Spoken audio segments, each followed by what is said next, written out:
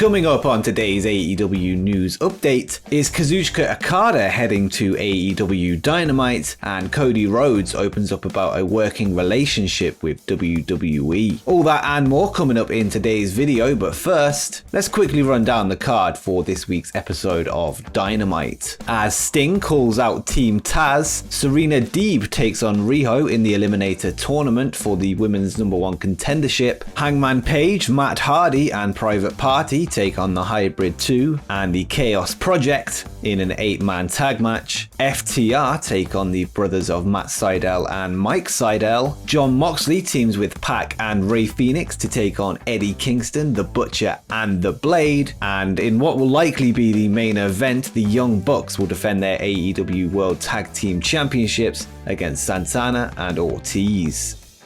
And we also have the results from the Japan side of the first round of the Eliminator Tournament, where 4 matches were held on YouTube from the Ice Ribbon Dojo. Yuka Sakazaki defeated Mai Saruga, Emi Sakura defeated Veni, Ryo Mizunami defeated Maki Ito, and Aja Kong defeated Rin Kadakura. So these 4 women will go through to the semi-final of the Japanese side of the tournament, with the winner of the Japanese final taking on the winner of the American final to be crowned the #1 contender for Hikaru Shida's AEW Women's Championship. And it's interesting to note that all 4 women that won have appeared in AEW before.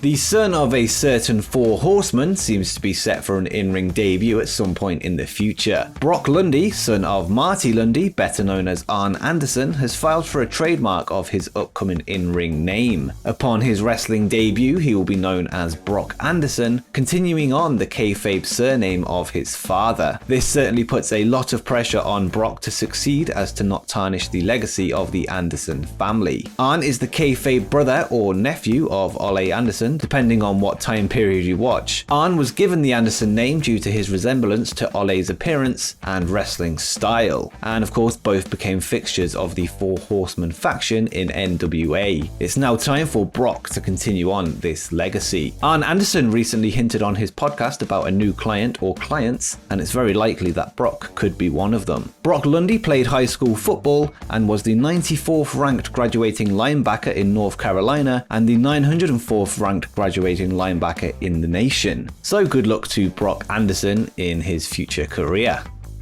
At the recent Impact No Surrender pay-per-view, it was announced that New Japan tag team Juice Robinson and David Finlay, known by the tag name of Finn Juice, will be appearing in the Impact Zone on tonight's edition of their weekly show. This confirms Impact's involvement in the Forbidden Door relationship and shows that it's not just a one-way road between AEW and New Japan, but rather a collection of promotions working together. And it seems one other promotion could be getting involved, with New Japan's Rocky Romero set to appear on MLW's Filthy Island special. This could indicate MLW potentially working with Impact and AEW at some point too. MLW is stacked with talent and is, in my opinion, one of the most underrated and under-talked about promotions in the States. It has been reported recently that Sammy Guevara has some backstage heat in AEW after recently turning down an opportunity to work at Impact Wrestling. Sammy is said to have not liked the creative plans and chose not to take part. This was also said to have created problems with Impact and AEW and their working relationship, but none of this seems to be the case. Dave Meltzer has said that there is no heat between Sammy and AEW or Impact and AEW. Dave said that the segment was something, quote, he should have turned down, which indicates that the plans were not exactly great in the first place. The next plans were said to have been Sammy featuring in segments which would be based around him leaving the Inner Circle as a continuation of that storyline. Bleacher Report recently interviewed NXT champion Finn Balor, where he discussed NXT, Bullet Club, and a potential WrestleMania 37 match. The former Prince Devitt went on to mention his desire for wrestling companies to work together, much like the recent partnership between Impact, AEW, and New Japan Pro-Wrestling. And this is what he had to say. I know there's a lot of cross-brand work going on, which is something I've been an advocate for years. I don't feel like we should be limited to what our contract says or what company we work for. I feel like wrestling on the whole can be better if we all work together. So if that means me going to Japan or me going to Europe or me going to Mexico, I'm down for that. I'm all for the open border policy, not just between countries, but companies as well. It's very unlikely that WWE would agree with Balor's comments, and we're going to talk a little bit more about that later on, especially when it comes to AEW. WWE are currently in the midst of creating their own brands across the world as they look to further their monopoly on the industry worldwide, although they have worked with smaller promotions such as WXW and Progress, but neither of these can be considered a threat and were mainly used to help develop their own brand in the United Kingdom. Rather than working with them, they've poached their talent and continue to use them as a developmental program rather than a side-by-side partner. As great as it would be to see WWE or NXT get involved in the cross-promotion that we're seeing right now, it's almost certainly never going to happen.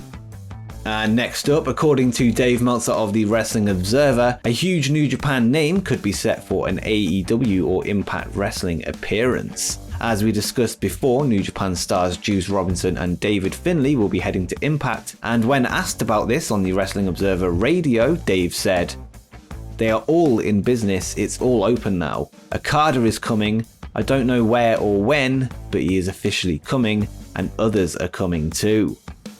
Of course, Okada is most known to Western audiences for his series of matches against now AEW World Champion Kenny Omega, which are widely considered to be some of the best wrestling matches in recent history. And if you're enjoying the video so far, why not help me out and drop a like down below, and also subscribe as we try to reach 10,000 subscribers. But let's get back to the news. This would be such a great signing for either Impact or AEW, and with the Forbidden Door being wide open, it looks like the Rainmaker will be heading stateside. For me personally, if there's one person I'd like to see from New Japan on Dynamite, it would have to be Okada. So this is great news, and let me know down below in the comments who your dream opponent would be for Okada in AEW. And speaking of dream opponents, in a recent interview with the New York Post, Cody Rhodes ran through a number of wrestlers from New Japan that he'd like to face following the newly found relationship with the Japanese promotion. Some very interesting names came up, including the Ace, and here's what he had to say.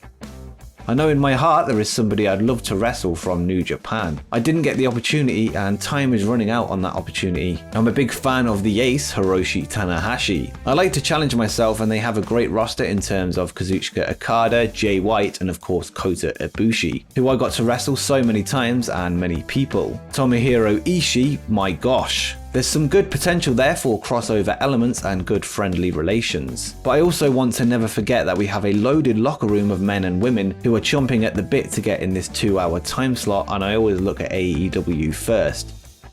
And the possibility of all of these names heading to AEW is very exciting. Again, Okada's name came up, as well as Bullet Club leader Jay White, who could play a huge part in the recent Kenta/Bullet Club reunion storyline. The IWGP Heavyweight and Intercontinental Champion Kota Ibushi is an obvious one, potentially to work a match with his former Golden Lovers partner Kenny Omega in a title versus title match, maybe in Kenny's quest as the belt collector, and that would be a great Wrestle Kingdom main event. And the possibilities are endless, and it seems AEW management recognized the potential dream matches that they could have.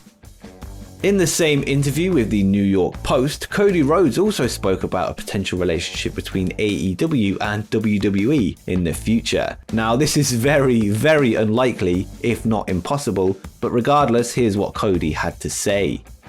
There's no reason that there couldn't be a potential WWE crossover one day, and I don't mean that's a thing that's been discussed or happening, but none of those rules that exist for other places exist for us. Wrestling is really this universal industry, but none of those rules that exist for other places exist for us. The territory references that you made, that's fairly accurate, but the part that's most accurate was that there was a genuine trust. 1970s NWA president Eddie Graham and Vince McMahon Sr., they traded people all the time and made prolific business out of it, and they did it in a way where they introduced these characters in New York, and then next thing you know, they introduced these characters in Florida, and it kept things fresh because above all, Wednesday Night War or not, the main thing we have to do for fans for the rest of this run, and I want this company to be around forever, is keep it fresh. Our doors are open if the business is right, if the moment is right, if the time is right. And I don't necessarily think the relationship between NWA and WWF is much of a realistic comparison. Firstly, this was Vince McMahon Sr. and not Vince McMahon Jr., and NWA and WWF were both growing promotions with the relationship mutually beneficial for both parties. It's easy to say that AEW could gain a lot more from WWE than WWE could gain from AEW, and with WWE now the global leaders in the industry, it's highly unlikely that they will shine their spotlight on All Elite Wrestling anytime soon. I've also seen the argument that, well, they worked with ECW in the 90s, but again, that was a different time. WWE had strong competition from WCW, and working with ECW was a way to freshen up their product and develop talent for themselves and to create a buzz amongst the smart fans. So again, the benefits for WWF were larger than they were for ECW, with ECW never really standing a chance at being a true competitor. And now in the States, AEW are the closest thing to WWE in terms of competition, and yeah, basically, this is never gonna happen.